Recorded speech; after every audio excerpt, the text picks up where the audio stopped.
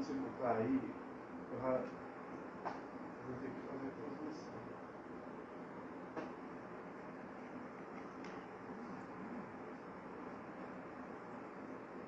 Vai, aciona a transmissão. Aciona. Boa tarde. Boa tarde, doutora Rosália. Liliane, transmitir ao vivo. Quando começar.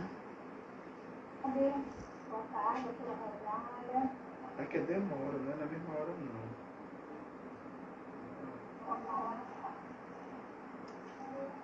Boa tarde, sejam todos bem-vindos. Pronto. Tá lá, viu agora? Boa tarde, sejam todos bem-vindos.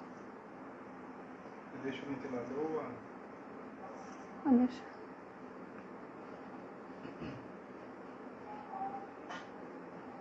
Deixa eu ver se tá com som. Não tá não, peraí.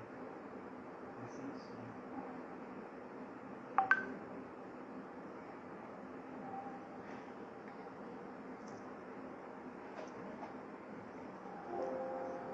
Vou esperar aqui a doutora Erlana entrar.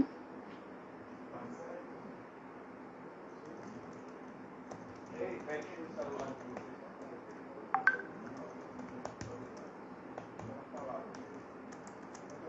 Tá carregando. Boa tarde, pessoal. E ela falar. Fala aí, testando isso. Só um minutinho, viu? Boa tarde a todos. Vamos esperar a doutora Erlana entrar aqui para a gente dar início. Essa é o seu dia e a gente trouxe para que as pessoas fiquem conhecendo mais sobre essa síndrome. E vamos ter a oportunidade de falar com a doutora Erlane e também já perguntar sobre outras síndromes. E a Erlane estava me ligando. Pois é, tá travando. Não dá pra ser aqui sem ele. É muita gente acessando a internet. Entra. Hã? Porque é muita coisa. É muita coisa. Não tem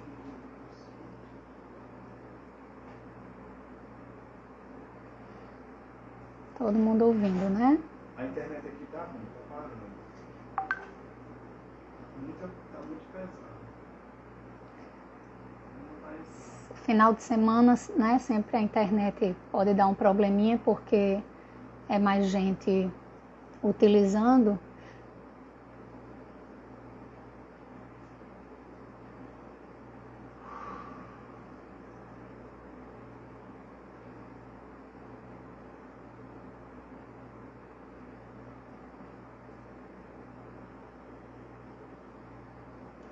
Enquanto a doutora Erlane entra, Suzana, você já está por aí? Suzana, do Centro Integrado Aprender.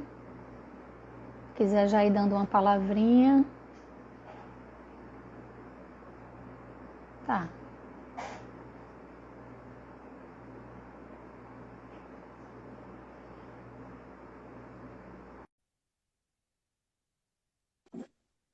Olá, boa tarde. Ah, boa tarde. A Olá, doutora Erlane entrou. E chamo pronto. já, viu, Erlane? Pode deixar que eu clico no seu nome e você aparece. Que bom, né? É como a doutora falou, né? Muita gente acessando a internet, pode ser que vá pausando, né? Mas o pessoal não sabe. E hoje a gente vai estudar, né? A gente está aqui ansiosa para aprender, né? Muito. É um prazer receber, né, a doutora, né? Parabenizar aqui, né? É assim, mais uma vez as mães, pelo mês das mães, né? O mês de maio. E esse mês de maio, né, a gente celebra a Síndrome da Cornélia de Lange, né, no ano de 2017, né, foi instituído no segundo sábado do mês, né, para celebrar a Síndrome de Cornélia de Lange. E quando eu trouxe a proposta da doutora Liliane, foi porque a gente tem aqui na clínica, né, uma criança que tem a síndrome. eu não conhecia a síndrome, até conhecer o Pedro Martins, né? É uma criança encantadora, uma criança que a cada dia vem evoluindo, um desafio para a terapia, é uma criança que tem vários comprometimentos, e a doutora vai falar um pouco de o que é a síndrome, né? Que diferencia de síndrome para deficiência, e a gente precisa aprender mais para poder saber lidar. Em meio a assim, grandes desafios que a gente vive hoje, a inclusão, é importante a gente saber e entender para que a gente possa lidar sem preconceito, né? Porque é só estudar para que a gente possa compreender mais, né? Onde eu coloco sempre assim, o estudo e o amor, que a gente quebra todas as barreiras da inclusão, né? E vai amando cada dia mais esses meninos, né? Depois a gente vai mostrar um pequeno vídeo, né, do Pedro Martins, e não só da síndrome da Cornélia de Lange, eu quero aprender também mais sobre outras síndromes, né? Se puder trazer tudo mais, Sim, né? vamos.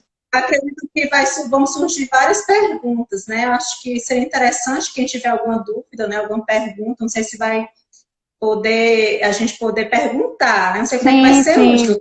Eu vou anotando aqui, viu? Eu vou vendo as perguntas, vou anotando aqui. Então, vou chamar a doutora Erlane, tá bom? Para a gente começar. Tá.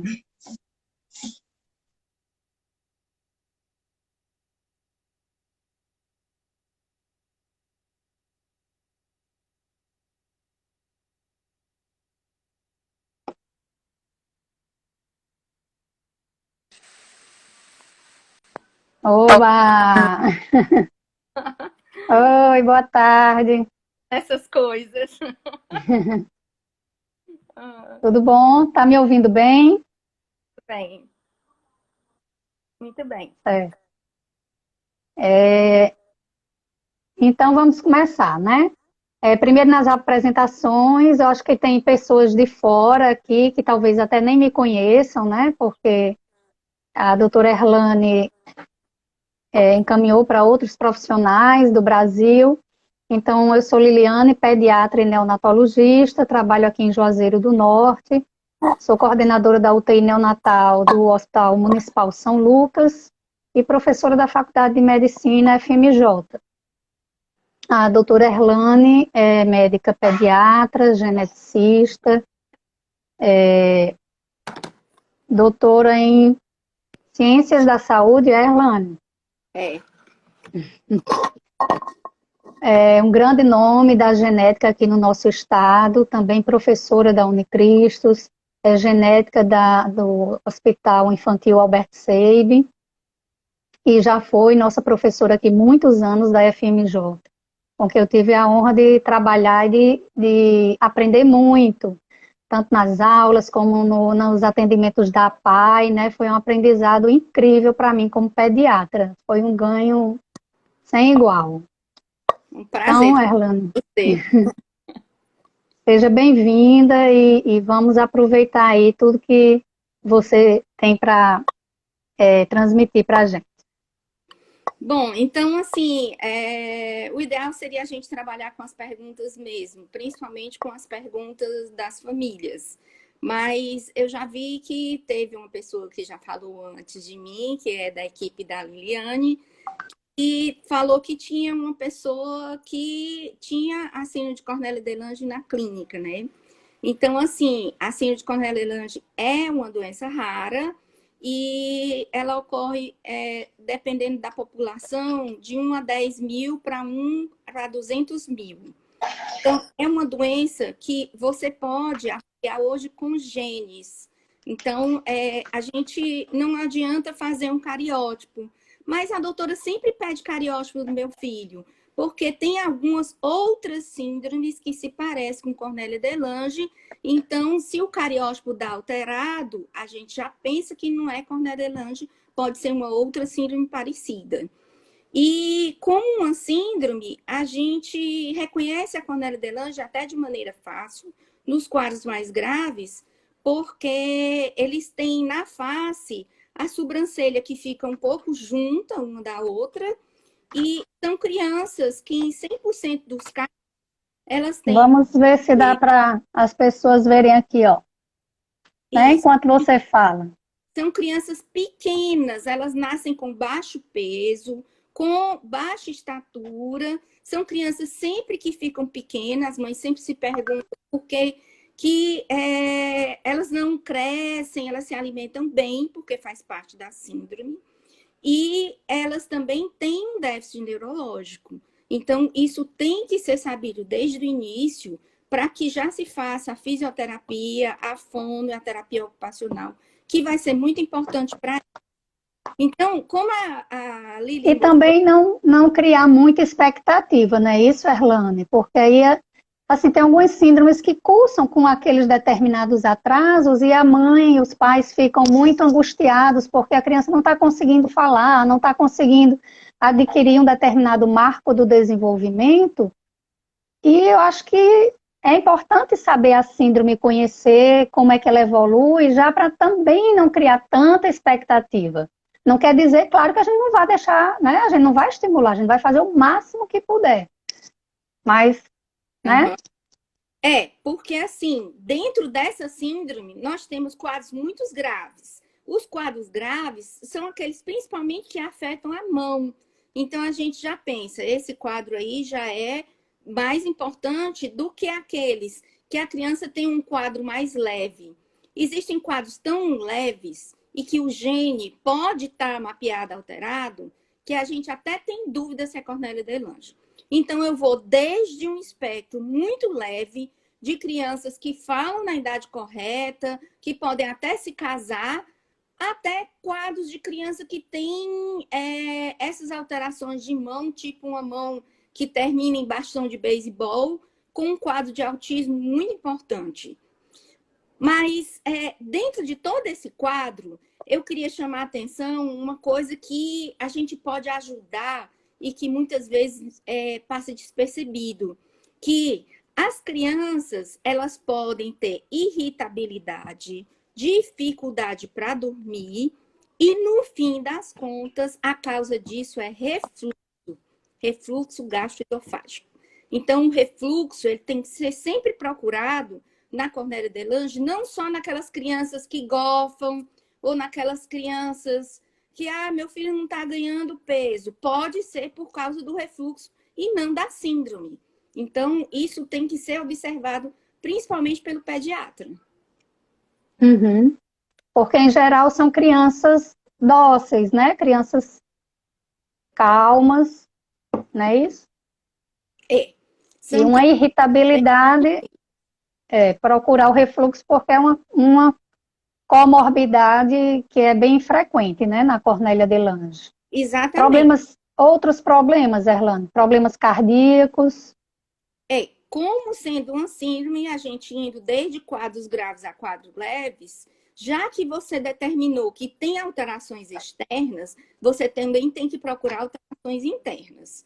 Então, uma boa avaliação oftalmológica, uma avaliação de um otorrino, no caso das crianças que têm dificuldade para dormir, você pode ter uma obstrução que seja da árvore respiratória alta, que o otorrino vai identificar, avaliar se tem surdez, fazer um ecocardiograma para ver se tem alguma cardiopatia, um ultrassom de abdômen.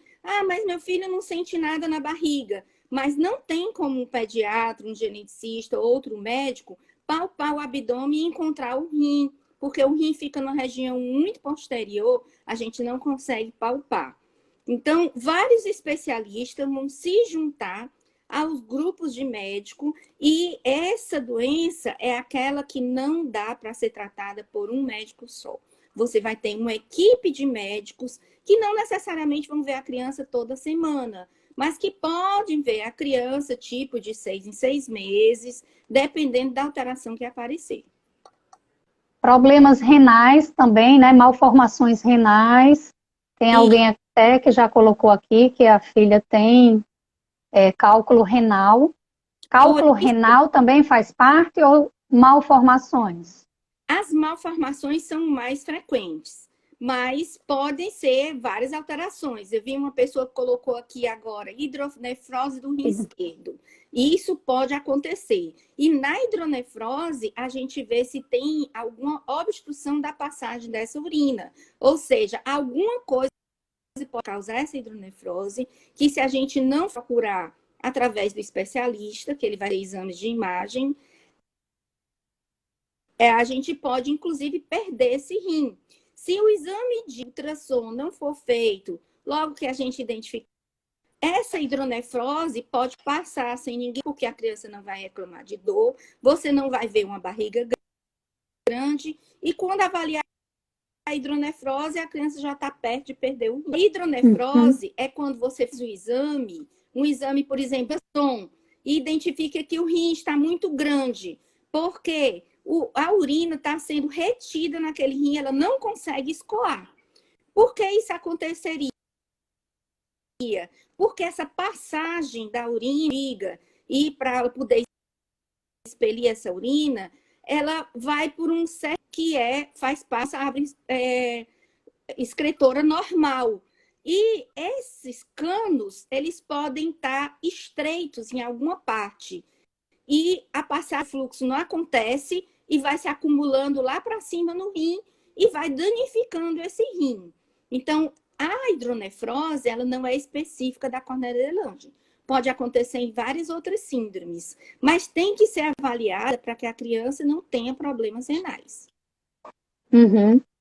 É uma coisa que eu acho importante dizer aqui, né, para os médicos que estiverem aqui assistindo e para as mães também, que normalmente a gente suspeita de uma síndrome olhando para a criança, né? São algumas características físicas. Mas como você já colocou, é importante fazer outros exames para diagnosticar outras malformações internas que a gente não está vendo, mas que pode estar ali, né? Então, isso eu aprendi com você.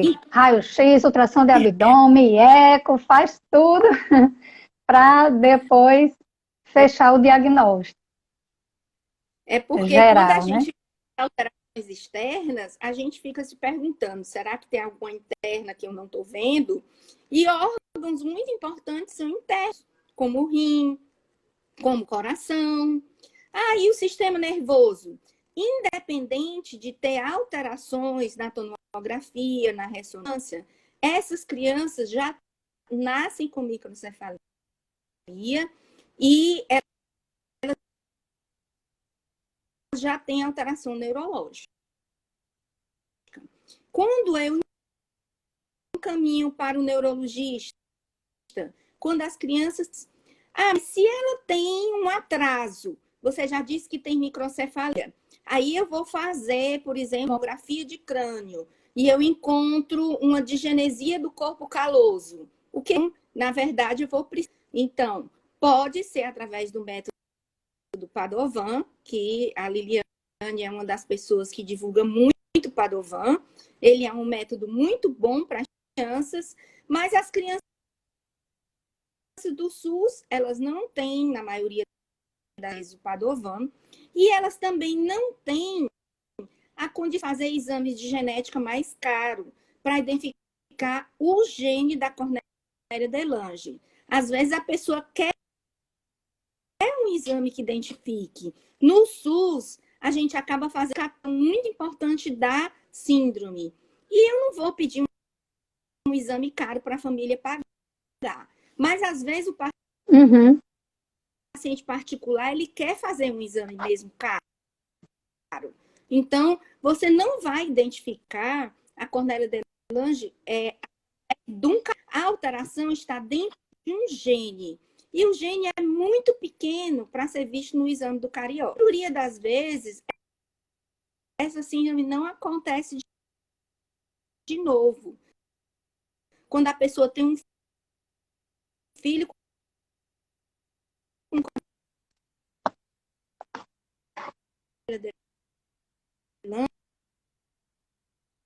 O seu vídeo está travando. Não Espera só um pouquinho para ver.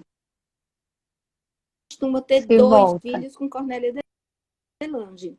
Ela é uma doença esporádica. dizendo aqui que está Pronto, faltando o não sei som, se o pessoal Liliane. lhe escutou porque estava cortando, né? Mas você estava dizendo que é difícil ter novamente outro filho, né? Com a Cornélia de Lange. Cadê?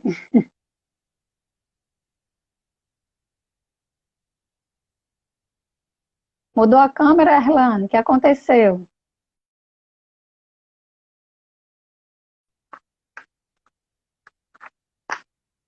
Caiu. Vamos ver.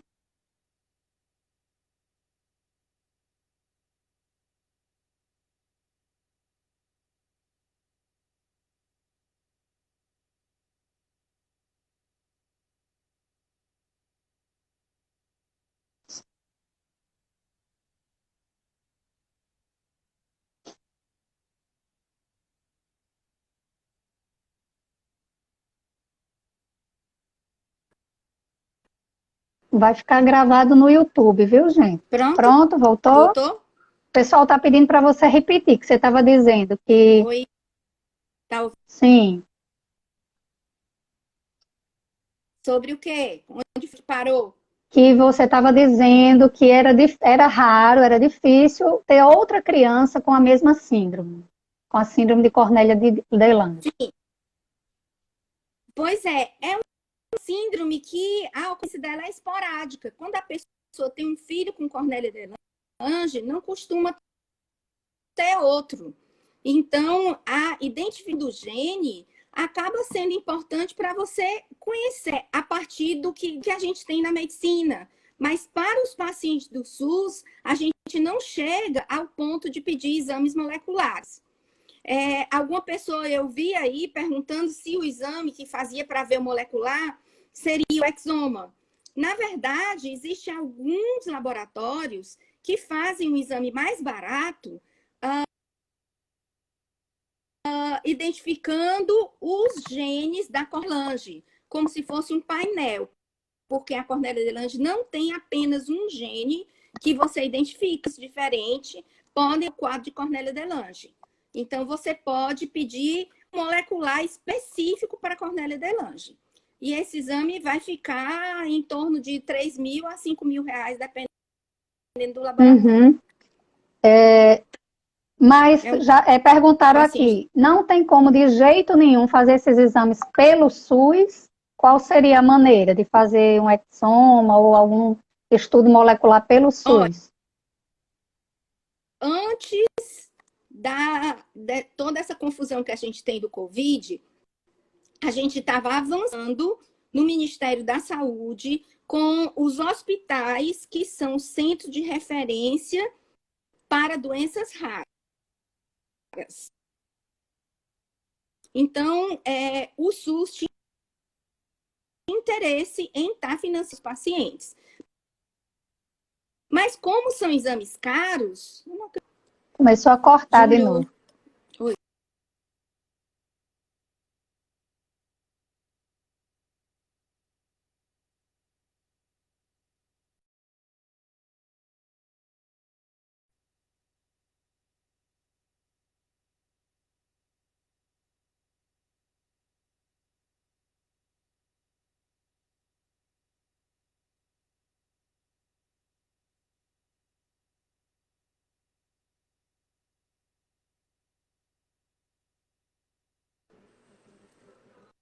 Oi, voltou. Oi, voltei? Voltou. Tá aqui, essa chuva. Aqui em Fortaleza Tá, tá chovendo. tá chovendo aí, Então, é? assim, É. tá, passou o dia inteiro chovendo. Como essa de recorrência, você pode determinar isso sem exames, e como o quadro clínico, na maioria das vezes, é muito típico, não é a doença mais importante para a gente estudar através do molecular. Mas a gente vai ter um projeto de pesquisa que está começando nesse ano de 2020 e vai se prolongar provavelmente um minuto que eu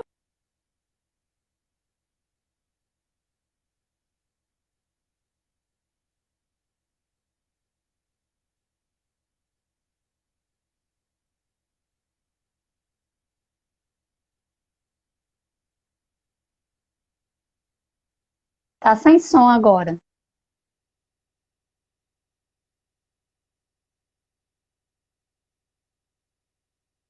Tá sem som agora.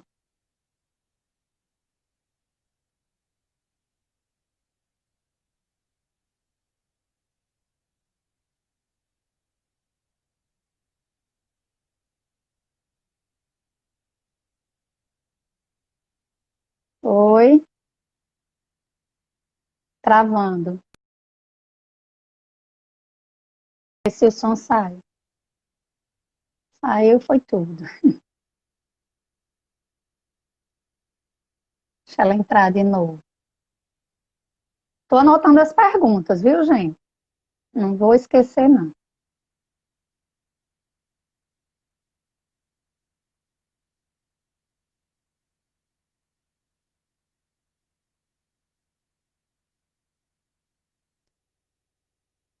Pronto? Pronto, tô ouvindo. Oi. Melhorou? De lugar para ver se melhora, tá?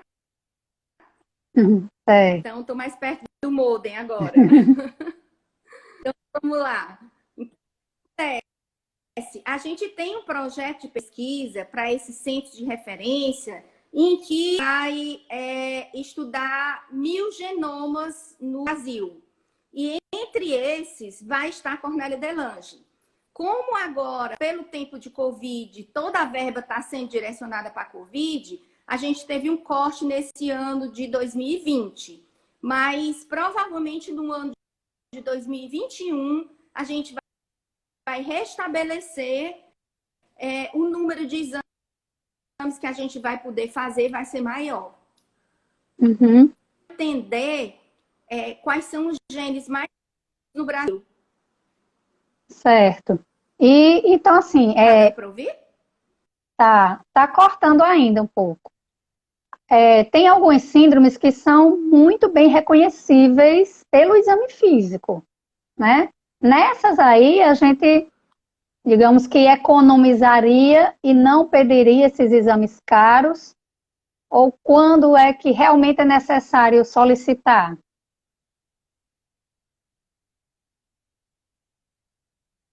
Me ouviu? Me ouviu bem?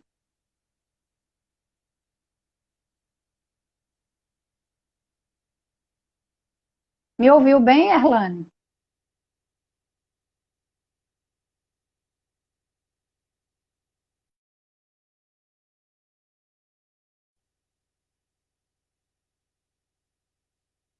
Oi, Ada.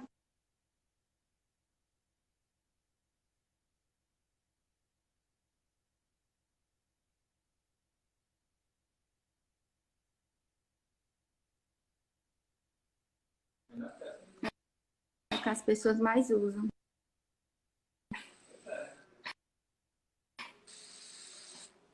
Ouviu a pergunta que eu fiz?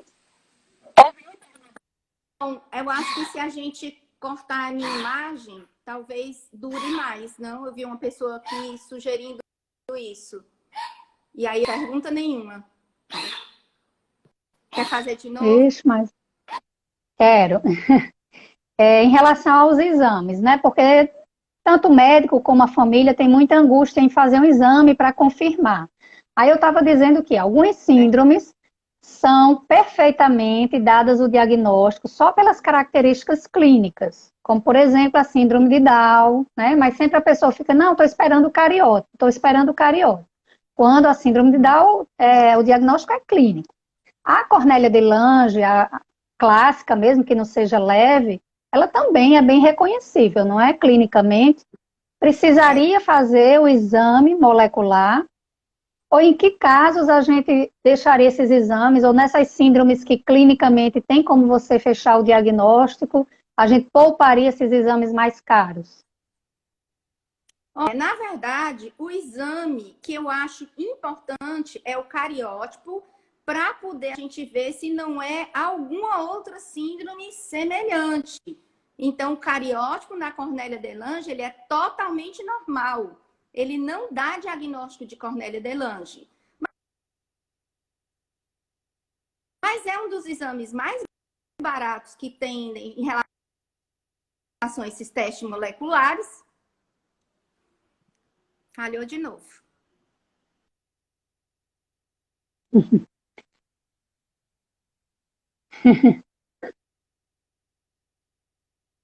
Travando de novo. Não, tô ouvindo não, tá sem som.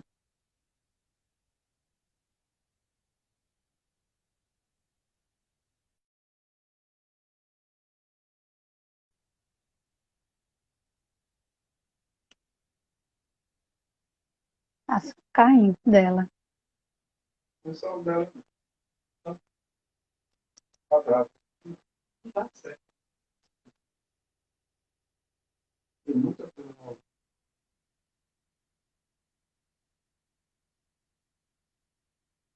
Eu não faço ideia.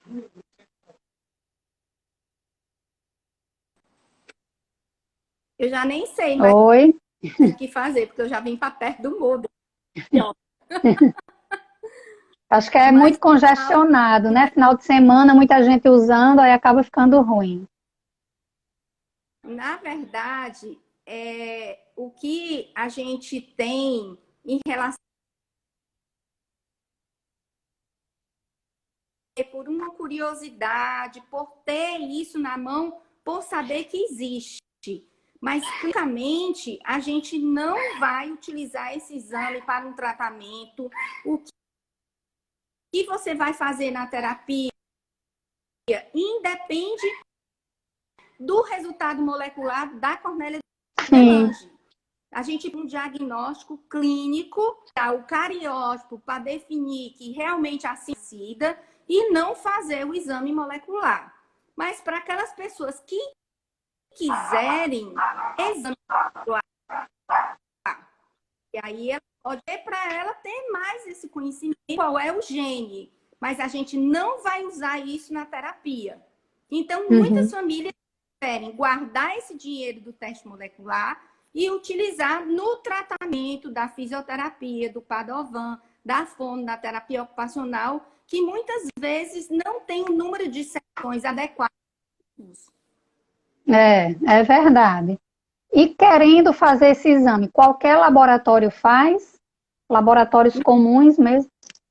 Os laboratórios que a gente tem aqui no Ceará, por exemplo, eles encaminham para outros que ele tem laboratório de apoio. Então, nenhum daqui faz. Mas hoje em dia, a pessoa pode ir na internet, procurar os grandes laboratórios que fazem testes de genética e daqui mesmo encaminhar pelo correio a amostra para um laboratório do Sul e não precisar ficar com um atravessador, que é o laboratório que tem aqui na cidade. Já outros preferem utilizar o laboratório da cidade e ele que se responsabilize por tudo, por encaminhar o material e fazer tudo o que precisa. Então, por exemplo, você tem o laboratório Vicente Leite aí, que é conveniado com algum no SUS, você diz qual é o exame que você precisa e ele procura no laboratório do Sul, aonde ele vai comprar esse exame. Mas não é feito no Ceará. Certo. É? Sim.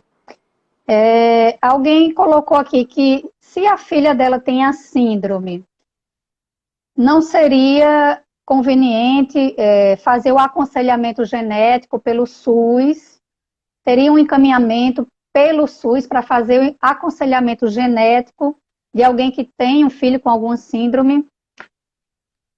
Sim. Então, assim, a parte do aconselhamento genético, de novo, né?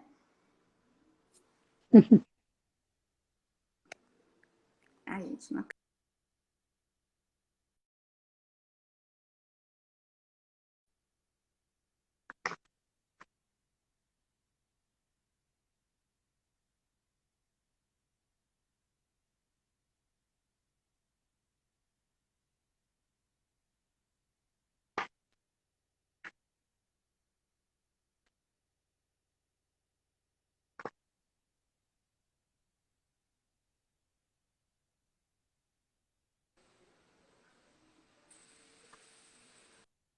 Oi.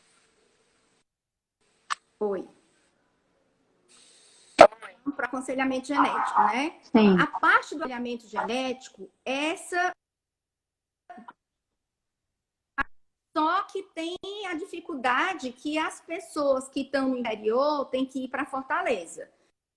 Mas o Hospital Albert Sabin atende as pessoas de forma que, se você estiver no interior, você vai na Secretaria de Saúde e pega um documento que é tipo uma folha grande com várias guias, que é uma solicitação do interior para a genética no Albert Sabin. E o dia de casos novos é terça-feira, 7 horas da manhã, na sala 21. Tratamento, Depois o que papelzinho terminar, de tratamento de fora de domicílio, né? exatamente. Mas Aí coloca que a secretaria daqui que liga para o Sabin para marcar? não. É assim, todo município que não tem um especialista naquele município, ele pode encaminhar essa pessoa para outro município onde tem. No Ceará, só tem em Fortaleza. Então, todas as pessoas do interior têm Fortaleza. No Sabin, a pessoa traz esse documento, ela já começa a abrir o cartão, fazer toda a documentação, é marcado o dia, solicitado o exame, para fazer. Porque se for para marcar por secretaria, existem secretarias que conseguem marcar pelo município que não tem direito, isso não. Já o município de Fortaleza, ele funciona muito bem pelo computador. Então, o município de Fortaleza marca suas vagas pelo computador, são 4 vagas por semana. E os interiores, eles vão, a gente acolhe e já faz alguma coisa que precisa fazer naquele dia, porque se o dia estiver muito cheio, ele não vai fazer tudo da consulta no dia, mas alguma coisa ele já começa a fazer. Uhum. Para não perder a viagem. Certo. E só explica aí para o pessoal o que é o aconselhamento genético, como é?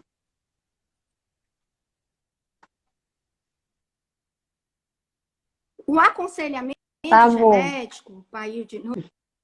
Aí vai falando aí, vê se vai. Não.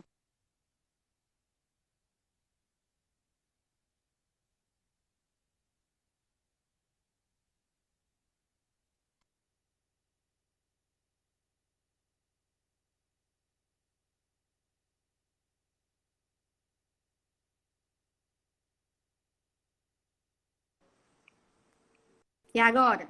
Sim. Sim.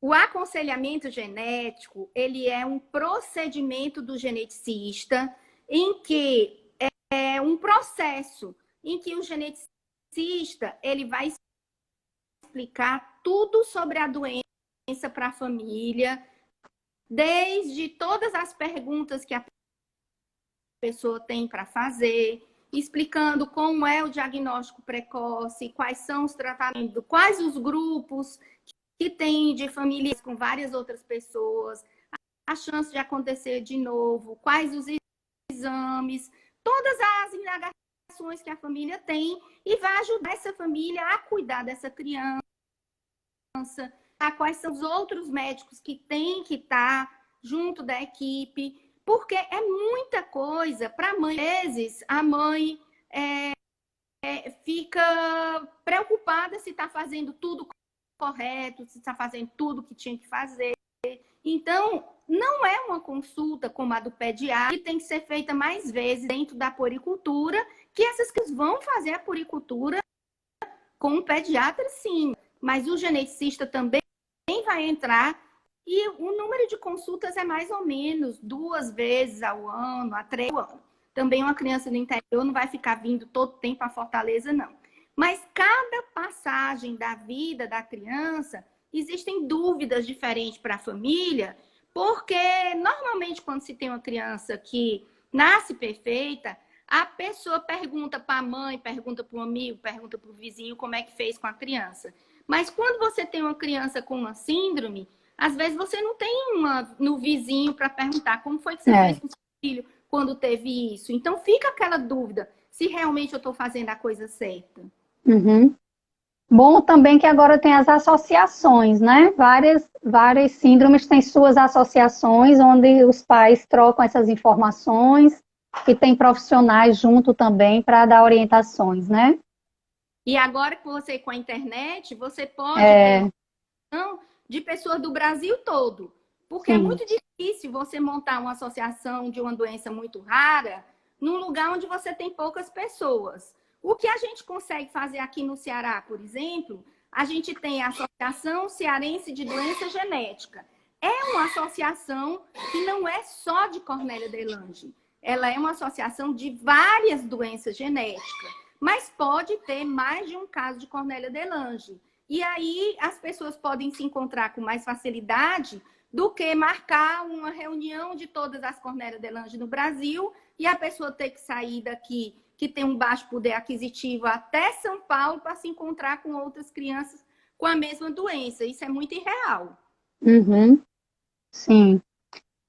Perguntaram aqui a respeito da Cornélia de Lange se o TEA, né, o autismo, seria uma comorbidade da síndrome. Na verdade, você pode ter crianças que têm TEA, mas TEA seria um sintoma da síndrome. Então, quando você tem TEA, você tem que separar quais são aqueles casos não sindrômicos dos casos sindrômicos. E muitas vezes que a mãe se preocupa quando tem um filho com TEA, se pode ter outro. Como nesse caso, TEA é um sintoma da Cornélia de Lange, a chance de acontecer de novo seria a chance de acontecer de novo uma criança com Cornélia de Lange. E não a chance de acontecer de novo uma criança com TEA. Ou seja, quem tem Cornélia de Lange é mais difícil, não é frequente acontecer um outro filho com Cornélia de Lange. E quem tem TEA, que não é sindrômico, é mais fácil ter um outro filho com TEA também. Uhum, sim. Em relação a TEA em síndromes, é até uma dúvida minha ou um questionamento meu. O TEA, né, todo mundo sabe que a criança tem atrasos na fala, dificuldade na comunicação social, na interação com o outro, movimentos repetitivos, comportamentos inadequados para aquela determinada idade. Aí eu me pergunto, será que esse comportamento todo não faz parte da síndrome já? Por que dizer que meu filho tem Cornélia de Lange e é autista? Sim, sabe, eu não consigo. Não sei se porque as pessoas hoje falam muito de autismo, né? Tem muito conhecimento, as mães, todo mundo tem muito conhecimento hoje sobre autismo. Então, toda criança que tem uma síndrome que não fala, que tem alteração comportamental ou de interação, aí diz que tem autismo. Mas aquele comportamento não faz parte da síndrome? Bom, é uma excelente pergunta. Por quê? Porque para determinar se uma criança tem TEA, você tem que ir no médico e ele fechar esse diagnóstico. Por quê? Quando as crianças têm uma deficiência intelectual grave, é muito confundido com TEA. Então, para as pessoas terem o costume agora de ouvir falar de autismo ou de TEA, então, estão colocando TEA para todo mundo, para crianças que não têm. Porque retardo mental ou a deficiência intelectual grave sumiu da medicina. É igual hoje em dia, muitas pessoas dizem que agora não se morre das outras coisas, só se morre de Covid. Então, TEA precisa de um diagnóstico médico, pode fazer parte da Cornélia de Lange. Mas nem toda Cornélia de Lange tem TEA. Tem Cornélia de Lange que tem deficiência intelectual muito grave e se confunde com TEA. E quando o terapeuta vai tratar, ele nota a diferença. E tem crianças que têm Cornélia de Lange com casos tão leves que você consegue, inclusive, escolarizar por muito tempo. Sim. Como, por exemplo, tem uma paciente que tem síndrome de Phelan-McDermid, que é uma síndrome que tem atraso na fala, tem atraso cognitivo, tem, né, tem movimentos tipo estereotipias, aí, ela tem autismo. Eu não concordo que ela tem autismo, ela tem a síndrome que causa todas essas dificuldades, esses transtornos do desenvolvimento, né? Na verdade, cada dia que passa, se diagnostica mais doenças genéticas quando as pessoas achavam que a criança só tinha TEA. Então, isso vai impactar em quê? Que todo o comportamento da criança vai ser semelhante àquela síndrome e não aos quadros de autismo clássico. Segunda coisa, a chance do autismo clássico recorrer, que é uma doença genética multifatorial, é uma. O modo de acontecer é um. E a chance de acontecer a recorrência, dependendo da síndrome, vai ser outra chance totalmente diferente. E não se investiga só aquelas crianças que você avalia e encontra alterações faciais. Tem crianças que você olha, exame físico, você não vê característica nenhuma de síndrome, e pelo nosso conselho, pela nossa Associação Médica Brasileira, Sociedade Brasileira de Pediatria, de Genética Médica, deve-se fazer um exame chamado CGH-Ray. Esse exame, ele já é dado pelos convênios vários que a gente tem. A Agência Nacional de Saúde obriga os convênios a dar às pessoas, e o SUS está começando também a dar esses exames. Então, aproveitando aí, o CGH-Ray, em que condições a gente deve pedir? E, assim, os convênios dão, mas o pediatra não pode pedir, né? Tem que ser pedido pelo especialista, pelo geneticista. Na verdade, a gente encontra esse exame de CGH-Ray com maior frequência nos centros de referência em doença genética que são chancelados pelo Ministério da Saúde. E aí pode ser feito pelo SUS. Algumas vezes ele é judicializado. Por quê? Porque no Rio Grande do Sul, por exemplo, em determinado centro de São Paulo, eu consigo um CGH-Ray com facilidade. E lá é pelo SUS. Então, aqui, teoricamente, o SUS deveria dar na mesma facilidade para o usuário do SUS. Quando isso não acontece, se recorre à judicialização. Mas o exame de Cornélia de Lange, ele não vai interferir, muitas vezes, a depender do caso, de como você vai cuidar dessa criança. Então, muitas vezes, o juiz pergunta, é um caso de vida e morte? Não, não é. Só um minuto. Me espirrinho. Não é um caso de vida e morte, a gente não pode mentir. É um caso para aconselhamento genético, para orientação. Não é um caso que você espere um medicamento para dar, depender do exame. Então, ele acaba indo para o fim da fila. Uhum. Porque eu vou pedir um CGH-Ray. A indicação do CGH-Ray, uma, autismo. Segunda, quando eu acho que a criança tem uma alteração de cromossomos.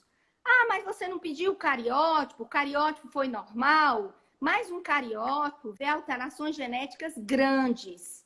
Ele é um exame que você avalia com o próprio olho do médico no microscópio. Como é que eu vou ver coisas que estão dentro de uma célula, lá no núcleo? Para eu ver alterações de microdeleções, perdas, ou microduplicações, que são ganhos de pedaços muito pequenos, que ainda é cromossomopatia, eu teria que fazer o CGH-Ray. Por exemplo, uma criança que nasce com uma alteração de face, uma cardiopatia, uma nefropatia, eu não sei que síndrome é. Eu acho que é cromossomopatia porque tem várias alterações. Peço o cariótipo vem normal, mas eu ainda acho que é cromossomopatia. Peço o CGH-Ray e o CGH veio. duplicação da região tal a tal, do cromossomo tal.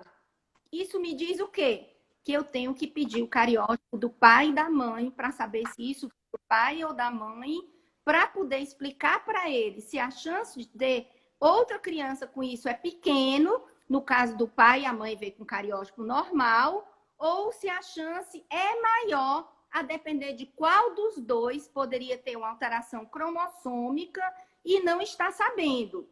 Ah, mas se o meu filho fez o cariótipo e veio normal, e depois eu paguei esse CGH-Array, que é muito caro, eu quero fazer logo o CGH-Array, que é o maior de todos. Não adianta, tem que fazer o cariótipo. Por quê? Porque o cariótipo vê as alterações que são um pedaço de cromossomo grudado no pedaço de outro cromossomo, podendo dar uma alteração no filho em que o pai e a mãe não sentem absolutamente nada. Isso não vai aparecer no CGH-Array. Por quê? Porque o CGH-Array só vai ver quando falta algum pedaço ou quando você tem pedaços a mais. Se está tudo balanceado, como se eu trocasse o material que está dentro de várias caixinhas, mas eu não ganhei, não perdi nada, então tem que ser o cariótipo mesmo. Então, tem lugar ao sol para todos os tipos de exame. Não é que apareceu mais novo que o outro não vai se usar mais. Tem ainda, a gente tem indicações para cariótipo. Alguém perguntou aqui, repita o nome do exame. Eu não sei se foi o exame específico para Cornélia Delange. Tá. Acho que sim. Na verdade, eu não falei o nome do exame. Por quê? Porque você teria que explicar o que você quer. Então, por exemplo, existem laboratórios que constroem painel com os exames que você está querendo. Então, eu posso entrar em contato com um determinado laboratório e dizer, olha, meu filho tem Cornélia Delange. Eu queria fazer um teste que tivesse os exames de Cornélia Delange. E aí vai se construir um painel customizado apenas para Cornélia Delange. E isso sai mais barato do que eu comprar um exoma. O exoma pode ver? Pode. O exoma pode ver. Mas você vai gastar mais. Então, você pode utilizar um painel, já que eu sei qual é o nome da síndrome. Se eu não soubesse qual é o nome da síndrome, e essa síndrome fosse o caso que um CGH-Array não visse, eu teria que avaliar um gene, aí eu poderia ir por exoma. Então, nesse caso aí, seria só para confirmar. Porque se você disse que a pessoa já sabe que tem a síndrome, já sabe clinicamente, né? Pelas características clínicas. Aí iria fazer esse painel de Cornélia Delange só para ter a confirmação, seria isso? Sim. É isso. Para que você tenha aquele exame na mão, porque algumas famílias, elas querem uma prova do que o doutor está dizendo. Porque durante muito tempo na genética, a família chegava, o médico dizia, é síndrome tal. Não, mas como que você sabe que é síndrome? Porque eu estudei, abri aqui o livro e mostrei a síndrome é essa. Eu tenho algum exame que eu possa comprovar o que o doutor está dizendo? Se isso é verdade? Não, tem não. Mas hoje tem. Então, alguns querem fazer. Por exemplo, a situação que a gente tem no SUS. No SUS, chega uma criança com síndrome de Down. E a gente olha para ele e o médico sabe que é uma síndrome de Down. E a gente tem as nossas restrições para fazer cariótipo, que é um exame que é dado no SUS, mas não tem a quantidade suficiente para a população inteira. É um exame que acaba sendo demorado a sua realização. Você entra numa fila, para receber o resultado também demora. E muitas vezes a família quer para poder dar entrada no benefício da criança. Não precisa. O médico pode fazer um laudo, dizer que aquela criança tem síndrome de Down e ele já ir procurar seu benefício. Ah, mas para que serve então esse cariótipo quando eu tenho síndrome de Down? Serve para os casos que os pais são jovens e eu preciso dizer qual a chance deles ter outros filhos com síndrome de Down. Se a mãe chega com 40 anos dizendo, já tive outros filhos, esse aqui é o fim de rama, meu último filho, foi sem querer, eu não quero mais ter filho, eu já fiz a laqueadura, não há interesse em fazer o cariótipo. Porque ele não vai dizer se a criança com síndrome de Down tem problema do coração ou não, tem mais retardo mental ou não. Ele não define como vai ser o futuro dessa criança. Já nos casos que as mães são jovens, pode acontecer aquela alteração de estar no cariótipo do pai ou da mãe. Então, a depender do cariótipo do bebê, a gente vai estudar, pedir o cariótipo do pai e da mãe, para poder dizer se a chance dele ter outro filho com síndrome de Down é grande. E há pessoas que têm alterações que vão lhe dar a chance de ter criança com síndrome de Down em 100% dos bebês. Uhum, certo. Ó, já está quase completando 1 hora e a live vai fechar. Então a gente já se antecipa, a gente sai e abre outra, tá certo? Para continuar? Tá. Então vamos sair porque já vai cortar. Até já.